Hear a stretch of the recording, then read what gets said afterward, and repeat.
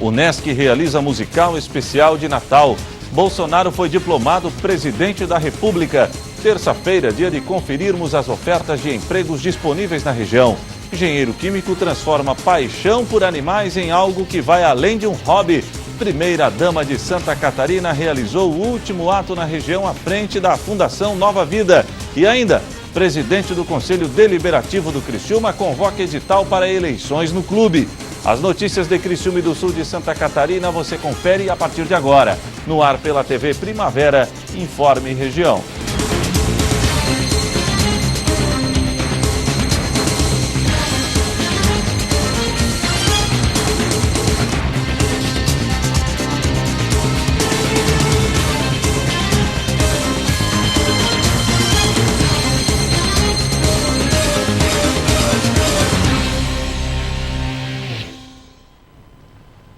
Hoje, terça-feira, 11 de dezembro de 2018. Para você que sintoniza a tela da TV Primavera, uma boa noite.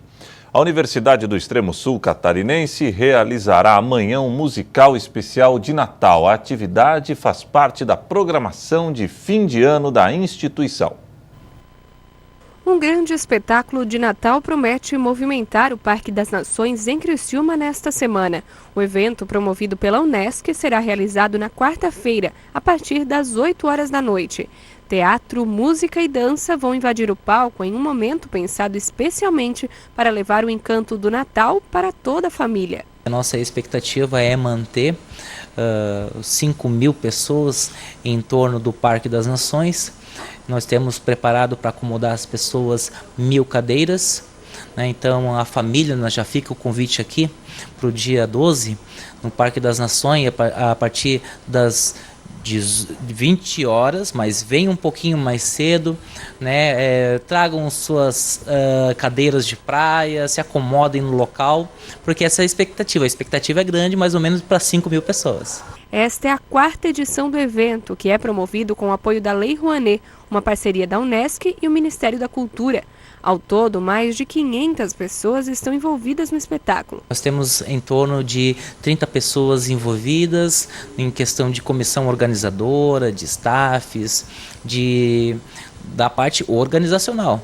Mas na parte de artistas, pensando nas apresentações artísticas, como música, dança e teatro, são 500 pessoas, 500 artistas envolvidos diretamente nesse espetáculo. O espetáculo vai ser realizado com 2 palcos e uma passarela que fará a ligação entre o palco principal do Parque das Nações e a estrutura que será montada em frente, garantindo 2 níveis para as apresentações. Para organizar os preparativos para a Noite de Luz, uma comissão trabalha em todos os detalhes, desde o roteiro com as atrações, cenário, script das apresentações e a produção de 1.000 velas, que serão acesas na noite ao longo da apresentação. Essa mistura ela é feita de formas de recorte, né? Tudo numa temática que envolve os 50 anos da Unesc. E além disso, nós vamos trabalhar com o signo de 5. Então, as 5 décadas da universidade, os 5 elementos, as 5 frases de amor. Então, ela vai estar também sendo costurada por meio de peças teatral, por peças coreográficas e também de música de canto coral. O espetáculo vai contar com participação de diversas entidades e grupos artísticos da região. E para que a magia aconteça, o produtor cultural lembra que algumas parcerias foram colocadas em prática. Sem as empresas da nossa região, esse evento, esse espetáculo, esse presente para Criciúma não aconteceria. Então aqui ficam nossos agradecimentos ao Bistec Supermercados, Anjo Tintas, o Giaço Supermercados, a Construtora Lox, Tintas Farbens, a TWA e também os nossos apoiadores, a CDL, a Criciúma, a Prefeitura Municipal de Criciúma e a Fundação Cultural de Criciúma.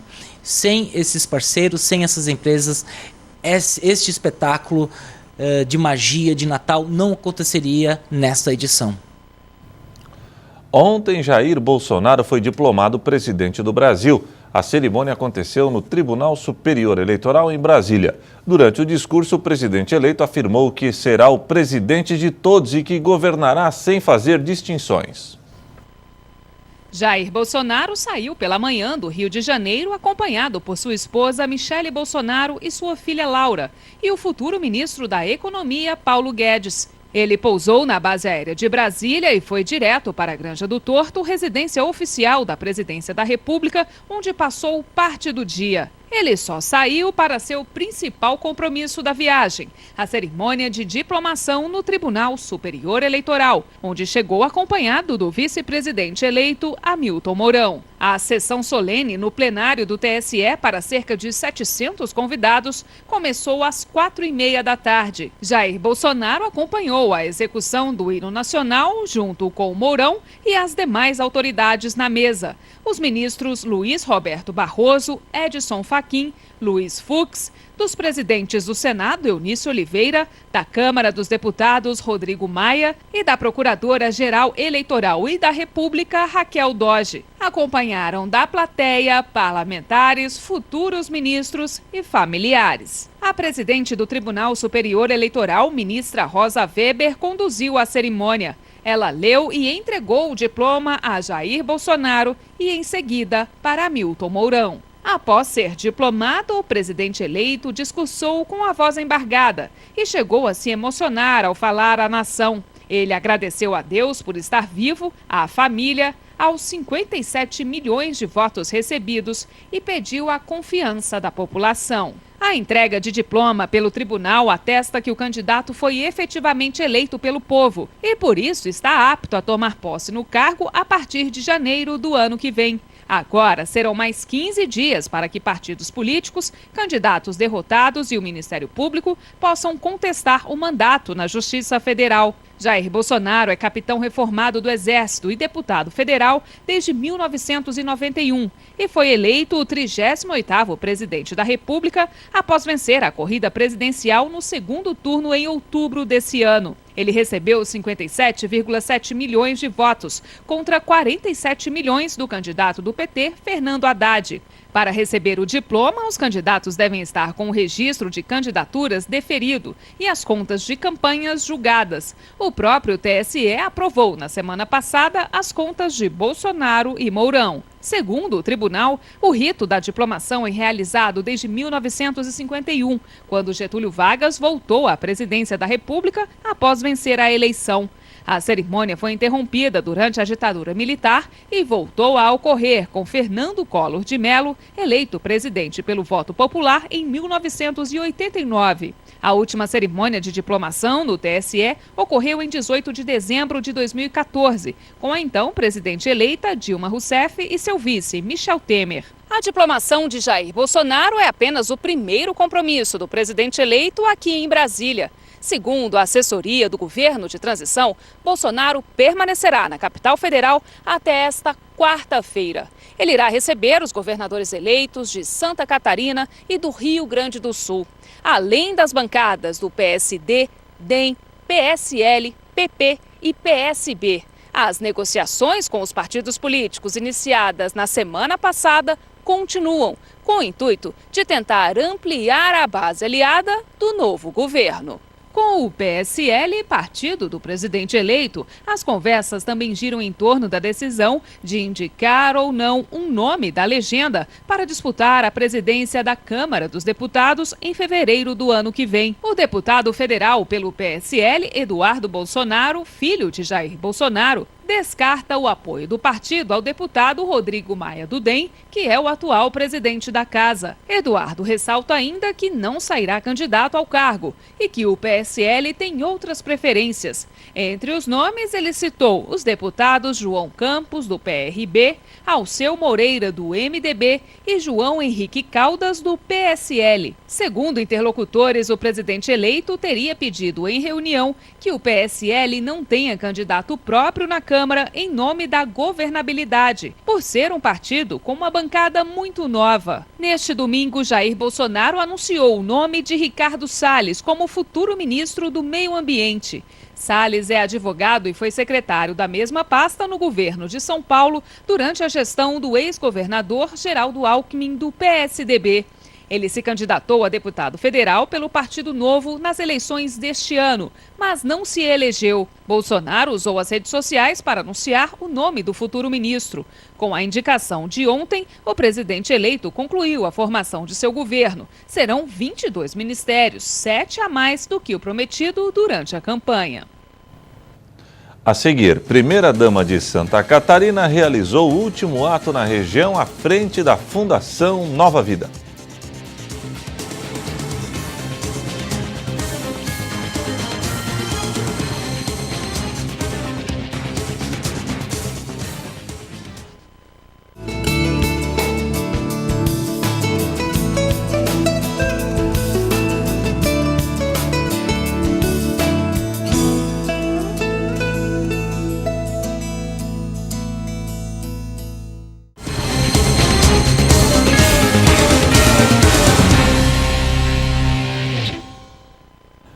Atenção você que está à procura de uma vaga no mercado de trabalho. Terça-feira é dia de conferirmos as ofertas de empregos disponíveis na região.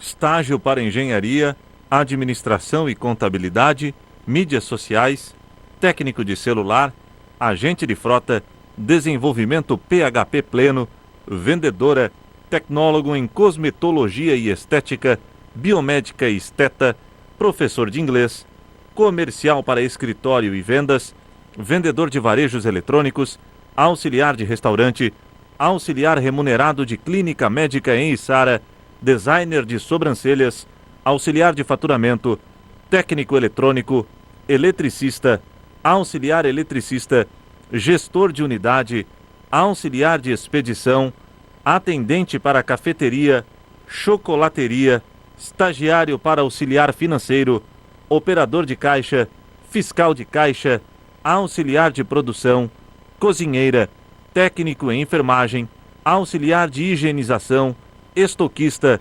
estagiário laboratório, recepcionista, serviços gerais, auxiliar de cartório.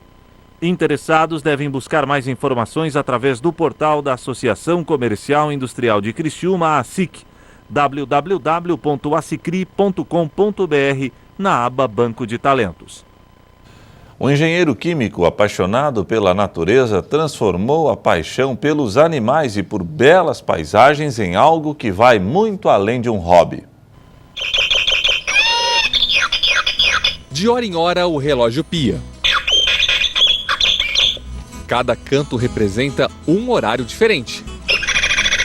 Os áudios foram gravados pelo pai do Christian, que assim como seu avô, bisavô e tataravô, era apaixonado pelas aves. O meu pai, desde pequeno, me ensinou a amar a natureza. Então ele me levava para a represa Guarapiranga, aqui perto de São Paulo, e me mostrava os peixinhos, a gente pescava, e eu comecei a admirar os peixes, porque eu trazia esses peixes para o meu aquário. E aí dentro desse aquário, eu descobri que tinha um peixinho diferente. E esse peixe foi crescendo e eu descobri que era uma tabarana. E é muito parecido com o dourado. E aí a gente sempre voltava para a represa para pescar peixinhos para esse peixinho maior comer. E então eu comecei a ver a represa de uma forma diferente, também observar as aves, também observar as plantas. O avô de Christian foi o responsável pelos desenhos oficiais de 1.750 espécies de aves brasileiras do Museu de Zoologia do Ipiranga. O meu pai, ele gravou todas as aves, o meu avô desenhou todas as aves durante 40 anos, ele foi formado em Paris, em desenho, e eu continuei esse trabalho, continuei fotografando, né, e pesquisando todas as plantas que você deve plantar para atrair os pássaros e também para você fazer os jardins para atrair os beija-flores. O acervo com os registros das aves já passa de 300 mil fotos. Quando a gente chega na casa de uma família apaixonada pela natureza, não tem outra coisa. A gente encontra belíssimos quadros, imagens de fotografias que a própria família registrou. Também livros de aves brasileiras, natureza, enfeites de porcelana de animais. Aqui tem outros, além de plantas, olha que legal, quadros, esse da escama de um peixe que foi fotografada. Então a gente olha aqui na varanda do apartamento, no 13º andar, a gente consegue ouvir alguns sons de pássaros. Eles estavam aqui, não há gaiolas, apenas a varanda. E isso daqui, banana, para atrair os pássaros, para que venham comer e trazer aquele som delicioso dos pássaros, como se estivéssemos na natureza. Nas nossas casas, sempre pendurarem uma banana. Tira um pedacinho da casca e deixa ela pendurada ou deixa ela descascada na varandinha. Assim, mesmo que você estiver no 13º andar como aqui, o sabiá laranjeira não chega tão alto, ele vem no máximo até o 3º andar, 5º andar, porque ele é um pouco mais pesado, então ele não consegue voar tão alto. Mas se você deixar banana, se você deixar mamão, você sim consegue atrair as aves, mesmo morando numa cidade enorme igual a São Paulo. Paixão e carinho que contagiam e nos dão oportunidade de ver a natureza pelas lentes e olhares da família Dalgas.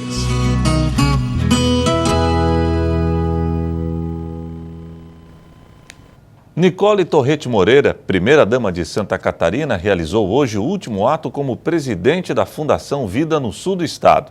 A jornalista Débora Correia nos conta melhor essa história. A primeira-dama do estado, Nicole Torrete Moreira, esteve em Criciúma na tarde desta terça-feira, onde cumpriu a agenda em um de seus últimos eventos à frente da Fundação Nova Vida. No sul, foi o último. Em uma solenidade realizada no Teatro Elias Angeloni, ela entregou cestas básicas, kits e cadeiras de roda a pessoas e entidades da região. A gente está fazendo a entrega de muitos materiais muito importantes aqui, não só para Criciúma, para toda a região, né? Tem coisas muito importantes aqui, um kit odontológico todo para a Casa Guido, que é uma casa de apoio às crianças que têm câncer, né? Aqui de Criciúma, e atendem as crianças de toda a região. Tem os enxovais, que a gente chama de kit hospitalar, é um enxoval todo para os hospitais de caridade, né? Serão atendidos o Hospital de Morro da Fumaça, tem alguns outros também. Todo o enxoval com lençol, com toalhas, com fronhas, toalhas de banho, né? Então é muito desejado. Além disso, tem as cadeiras de roda, bastante cadeira motorizada aqui. O objetivo é a gente fazer o bem. Foram entregues nesta tarde 200 kits de artesanato, 600 cestas básicas, 3 kits hospitalares, uma máquina de fraldas, 8 cadeiras motorizadas, 17 cadeiras adaptadas e sob medida, 9 camas hospitalares, 22 cadeiras para entidades e 15 cadeiras de banho para entidades. Olha, a gente está encerrando aqui as atividades da Fundação Nova Vida na minha gestão, né? E claro que a Fundação vai continuar, mas eu vim me despedir, então esse é um evento também com esse tom de despedida e não podia deixar de ser diferente, tinha que ser assim na minha região, eu sou de Tudo, também sou aqui do Sul. Além disso, entre as entidades beneficiadas com as doações está a Casa Guido de Criciúma, que recebeu equipamentos odontológicos que serão utilizados no atendimento das crianças e adolescentes com câncer atendidos pela instituição. Nós recebemos a ilustre visita da Nicole Torrete Moreira na instituição. E eu já vi que nos primeiros momentos ela já se emocionou com a nossa causa. E daí eu mostrei para ela um projeto que a gente gostaria de ter, que é o atendimento odontológico das crianças com câncer. O que acontece? Antes, se é feito um tratamento antes da quimioterapia, se evita muitas infecções, que a criança muitas vezes fica internada muito mais tempo pelas infecções que ela adquire pela via, né, pelo bucal, do que às vezes interrompe o próprio tratamento do câncer. São mucosites que se cria, vai da boca, atravessa o esôfago, vai até o ânus. Então essas crianças passam a ter uma alimentação ruim, porque eu já vi pacientes de 16 anos voltarem a tomar mamadeira. Então dificulta bastante. Então esse é um projeto em que a gente estava em busca para dar melhorias no atendimento, qualidade de vida dessas crianças. A coordenadora explica que já há profissionais voluntários que se prontificaram a atender na Casa Guido e faltavam apenas os equipamentos, que agora já têm destino certo. Nós temos a doutora Juliana Miglioli Votolini, que já é ela já faz um trabalho assim de minucioso já junto com as crianças, mas ela vai ser uma voluntária da casa. Nós estamos desenvolvendo junto com a arquiteta Jaqueline Agar a parte física, né, onde vai ser feito em frente à Casa Guido. Então já está todo o desenvolvimento, já está quase nos finalmente. E ali vai ser montado então o consultório odontológico. A primeira-dama, que assumiu a presidência da instituição no início desse ano, quando Eduardo Moreira passou a governar o estado, lembra com carinho dos atendimentos prestados até aqui. A gente eu procuro em tudo que eu faço na minha vida, eu procuro dar o melhor de mim. E eu saio com essa consciência, sabendo que eu dei o melhor de mim, foi além das minhas forças às vezes. E a gente viajou, fizemos 38 viagens, nesse período foi um período muito curto, né, por toda Santa Catarina. Tive no Oeste mais de uma vez, em todas as regiões. Então eu avalio, claro, modestamente, muito bem, a gente sempre dá o melhor de si. E eu acredito que saio com a consciência de que combati o bom combate e que fiz um bom trabalho. A seguir, presidente do Conselho Deliberativo do Criciúma confirma que o clube terá sim eleição para eleger o novo presidente.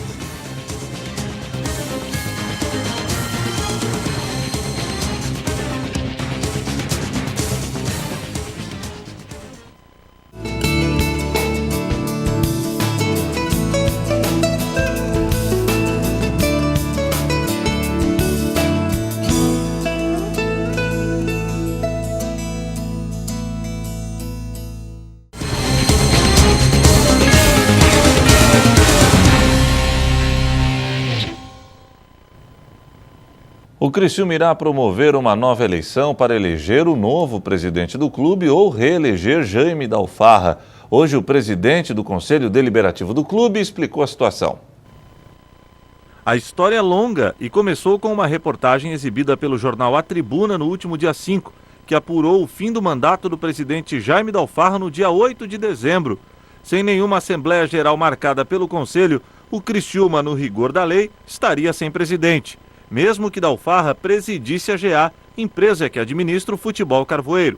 Com isso, o clube ficaria em desacordo com o seu próprio estatuto e com a Lei Pelé. O fato gerou descontentamento em alguns conselheiros que entenderam ser necessária uma nova eleição. A pressão foi forte e, apesar de contrariado, o presidente do Conselho Deliberativo do clube explicou os motivos da não realização do pleito. No nosso entendimento, por que nós fizemos aquela re-ratificação da ata? Na época do Angeloni foi feito e foi aprovado. Agora, na época do Jaime, se criou esse tumulto todo. Nós entendemos, o Conselho Deliberativo, que no intuito de manter a estabilidade, a tranquilidade, nós iríamos refazer aquele processo. Com a repercussão negativa, o presidente do Conselho resolveu atender os torcedores, voltou atrás e convocou uma nova eleição. O conselheiro também aproveitou a oportunidade para rebater as críticas.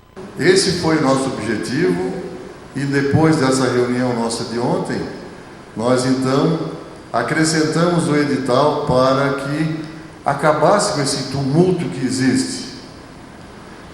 Nós somos apedrejados todos os dias, para que isso? Por que não aguarda? Nós não estamos dormindo. Nós estamos trabalhando para fazer aquilo que é o melhor para o clube. Em nenhum momento nós fizemos isso diferente. Nós conhecemos os dois lados, o contrato que existe, GA Criciúma Esporte Clube. Nós tivemos que analisar isso detalhadamente, porque existe uma série de consequências. O advogado do Conselho justificou o porquê da demora da convocação da nova Assembleia e expôs os caminhos que precisaram ser analisados. Na verdade, como muitos falaram, se o Conselho não sabia que teria que ter ratificação ou eleição de um segundo mandato, o Conselho está atento, a gente já vem conversando isso há tempos, Só que existiam dois caminhos legais. Um caminho que é fazer uma nova eleição para um novo período, e o outro caminho que seria a ratificação daquilo que foi com o compromisso na Assembleia de 2015, quando houve a renúncia do seu Antenor Angeloni, a eleição do Jaime Dalfarra e a renovação e a transferência do contrato da GA. Naquela Assembleia, os sócios, por unanimidade, concordaram que todos os direitos e obrigações então garantidos por então presidente Antenor Angeloni se estendiam à GA e ao senhor Jaime. Então, qual é a preocupação do Conselho? A preocupação do Conselho é que no contrato existe uma cláusula que diz que se o Criciúma não respeitar não só o contrato, mas todos os atos ligados ao contrato, se o Criciúma descumprir qualquer um deles, está sujeito à rescisão do contrato e uma multa de 10 milhões de reais. Isso tudo para dizer que haverá sim uma nova eleição no Criciúma e a chapa vencedora irá comandar o clube no triênio 2019-2021. Foi publicado hoje um edital de convocação, estão sendo convocados todos os conselheiros para a reunião do dia 21 de dezembro, está aberta nos próximos 10 dias, o edital está aberto para qualquer chapa se inscrever para a eleição. Então, 10 dias para inscrição. No dia 21, reunião na SIC, os conselheiros vão aprovar ou não as chapas para eleição. Então, vai ter eleição, vai ter um presidente eleito pela reunião do Conselho ou, se for o caso, por Assembleia dos Sócios.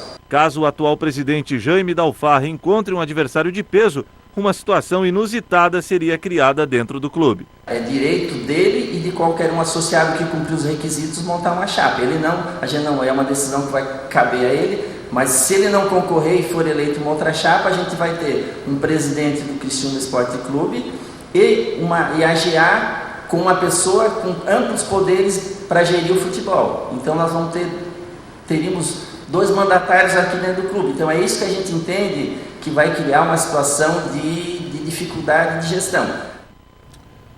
Hoje no Sala de Entrevistas vamos prestar uma homenagem póstuma ao líder da Igreja Internacional da Graça de Deus no Rio Grande do Sul.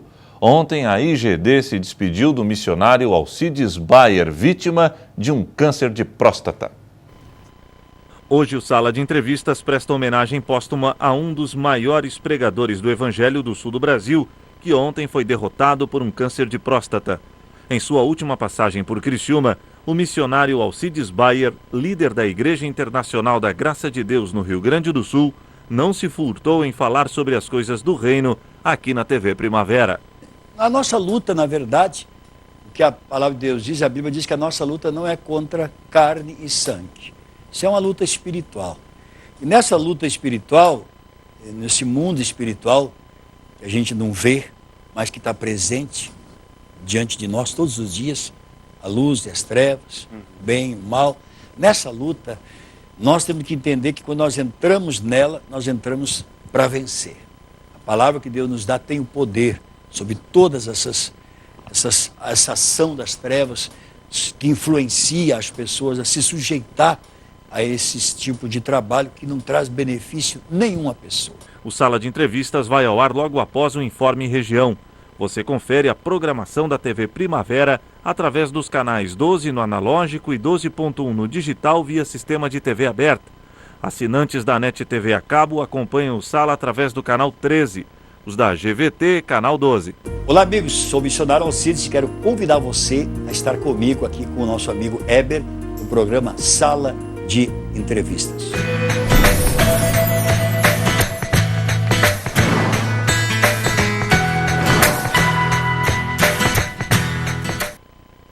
E o Informe Região desta terça-feira fica por aqui. Para você, uma boa noite e até amanhã, se Deus assim permitir.